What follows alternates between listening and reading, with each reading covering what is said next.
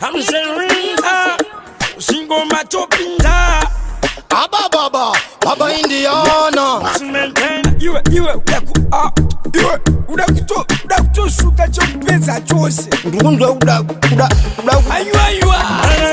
Msunguru wanyanuswa mapuru Ayuwa seguru mausunga mzoro Reka kundita sekwetanga nyunguru Lokona kupisa puru kwa noro vasporo Msunguru wanyanuswa mapuru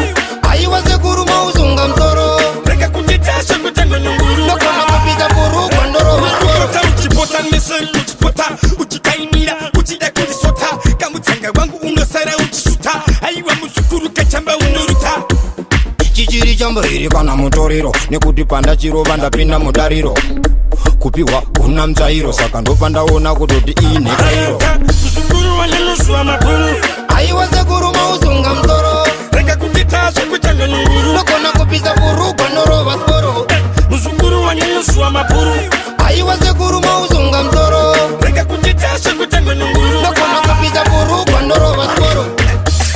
Bakutokosora next time andikupende dokora ndikaku sikapadore kakufongora ndikisita ndiwafuti unokongora Muchinga kupi ndachitenga kwa dhama Chabva changu ndirova kunge kanda rohambama Apa kudheni madhamu mnakanga ndava dhama Ndicho chamba chiya chekutobhe mwana usama Msunguru wanyanuswa mapuru Ayuwa seguru mausunga mzoro Reka kundita sekwetanga nyunguru Lokona kupisa puru kwa noro vasporo Msunguru wanyanuswa mapuru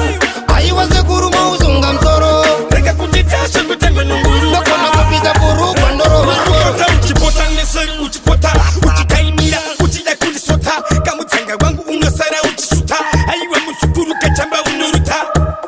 Chichiri chambariri kana mutoriro Nekuti panda chirova ndapinda mudariro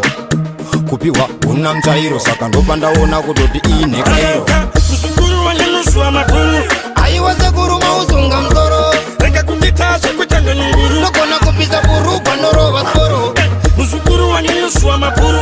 Ayuwa seguru mausunga mzoro Reka kundita sekwetanga nyunguru Lokona kupisa puru kwa noro vasporo Msunguru wanyanuswa mapuru Ayuwa seguru mausunga mzoro Reka kundita sekwetanga nyunguru Lokona kupisa puru kwa noro vasporo Msunguru wanyanuswa mapuru Ayuwa seguru mausunga mzoro